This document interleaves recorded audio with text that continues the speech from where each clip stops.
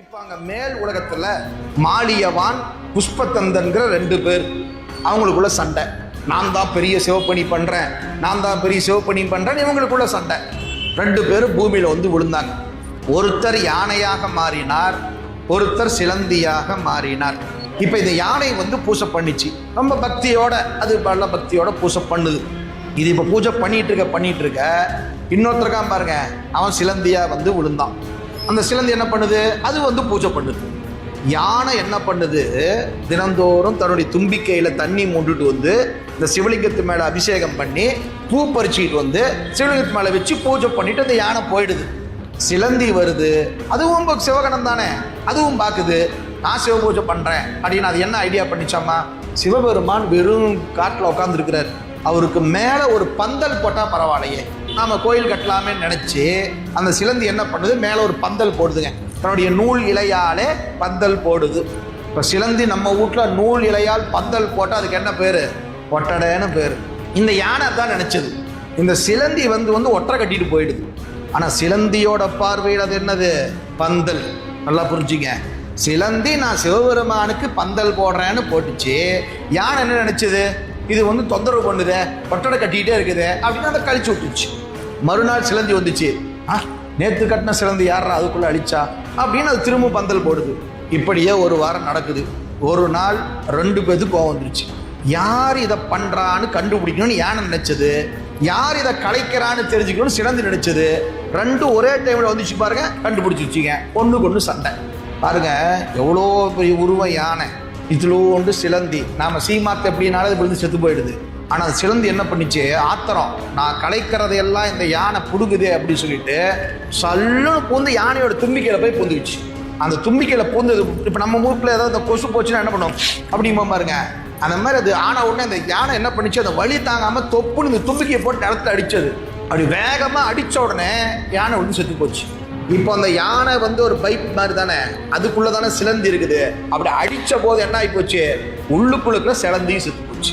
2 பேர் மேல சண்டை போட்டு பத்தல, 2 பேர் இப்ப கீழே சண்டை போட்டு 2 பேரும் செத்து போயிட்டாங்க.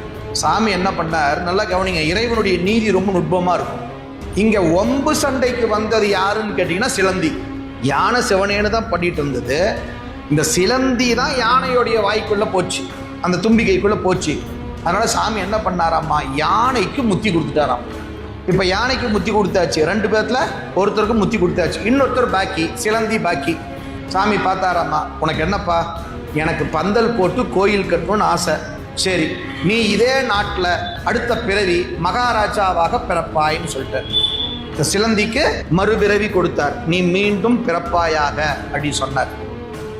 அந்த சோழவள நாட்டுல சுபதேவர் அப்படின்னு ஒரு மகாராஜா, அவருடைய மனைவிக்கு கமலவதின்னு பேர். அந்த கமலவதி போல தியாகம் செய்த தாய் இந்த உலகத்துல கிடையாது. சுபதேவரும் கமலதேவியும் மகாராஜா மகாராணி, குழந்தை பேர் இல்லை. நேராக தில்லை சிதம்பரத்துக்கு போய் இறைவனை வழிபாடு செய்தார்கள். அப்படி வழிபாடு செய்ததன் பயனாக அம்மையார் கருத்தரிச்சாங்க இறைவனுடைய ஆணையின் பண்ணா. இப்ப அந்த சிலந்தி தான் அம்மையாருக்கு குழந்தையாக வந்து கருத்தங்கியது. 10வது மாசம் டெலிவரி. கரெக்டா அந்த ஜோதிடம் குறிக்கிற ஜோதிட வல்லுநர்கள் வந்து சொன்னாங்க, மகாராணி ஒரு நாளிகை இந்த குழந்தை தள்ளி பிறந்துச்சுன்னா 3 உலகத்தையும் ஒரு கொடையின் கீழ் ஆளும், அப்படிப்பட்ட ஒரு பேரரசனாக இந்த குழந்தை வரும் அப்படின்னு சொன்னாங்க. சொன்னோடனே அந்த அம்மா யோசிச்சாங்க, அப்படியா? அந்த அம்மா சொல்லிச்சு, என்னை தலைகீழா கட்டி தொங்க விடுங்கன்றுச்சு.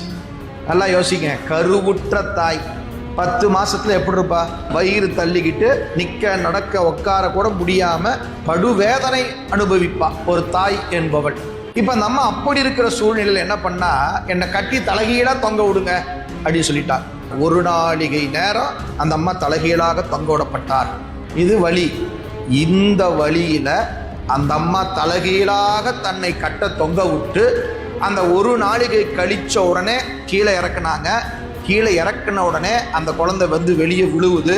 அந்த விழுந்த தலைகீழா வச்சிருந்தாங்க இல்லையா, குழந்தையுடைய முகம் பூரா தாயினுடைய ரத்தம் போய் அப்படி ஏறிக்கிச்சு. அந்த தாயினுடைய ரத்தம் ஏறினதுனால அந்த குழந்தை கண்ணு சக்கச்சவேல்னு பிறந்துச்சாமா. அம்மா அந்த குழந்தைய பார்த்தா, என் கோனா என் பையன், என் ராஜா, நான் ராஜா ஆக போறான் இல்லையா, என்னுடைய செங்கண்ணானோ என்ன என் பையனுக்கு கண்ணு சிவப்பா இருக்குது அப்படின்னு அந்த அம்மா சொல்லிட்டு செத்து போயிட்டாங்க. அப்படி தலைகீழ தொங்கினா எவ்வளோ நேரம் உயிரோட இருக்க முடியும்? அப்படி கீழே அந்த குழந்தை வந்த உடனே தாய் குழந்தைய பார்த்துட்டு என் கோ செங்கண்ணானோ என் ராஜா செங்கண்ணா இருக்கிறானேன்னு சொல்லிட்டு செத்து போயிடுச்சு அந்த அம்மா. தாய் சொன்ன அந்த வார்த்தையே அந்த குழந்தைக்கு பெயராகியது. கோச்செங்கண்ணான் அப்படின்னு இவருக்கு பெயராயிற்று. இவர் கொஞ்ச நாள் அவங்க அப்பா இருந்து அந்த குழந்தையை பாதுகாத்து அரசனாக்கினார். இந்த குழந்தை இப்ப கோச்செங்க சோழன் என்ற ஒரு பெரிய அரசனாக இந்த நாட்டை ஆளத் துவங்கியது. இங்க இறைவன் பாருங்க ஒரு விளையாட்டு விளையாடுறா. இப்ப இந்த கோச்செங்க சோழனுக்கு தான் யார் என்ற நினைவை இறைவன் கொடுத்தான். நீ போன ஜென்மத்துல சிலந்தியா இருந்தவன், யானையை கொன்னதுனால நீ இந்த பிறவி எடுத்திருக்கிற, எனவே நீ இன்னார்னு சுவாமி அந்த கோச்செங்கனுக்கு உணர்த்தினாராம். இப்ப அவன் உணர்ந்தாச்சு. கோச்செங்க சோழர் என்ன பண்ணார்? ஓ, நான் கோயில் கட்டணும், நான் ஆசைப்பட்டது என்ன? கோயில் கட்டணும் அப்படின்னு சொல்லிட்டு 78 கோயில் கட்டினாராமா இவர். அதுல 3 பெருமாள் கோயிலும் கட்டியிருக்கிறார். ஒரு கட்டின முதல் கோயில் திருவானைக்கா. கிட்டத்தட்ட 78 கோயிலை கோச்செங்க சோழநாயனார் கட்டி ஒரு கட்டத்தில் எல்லாம் வல்ல இறைவனுடைய திருவடி தாமரையை அவர் சென்று சேர்ந்தார் என்பது வரலாறு.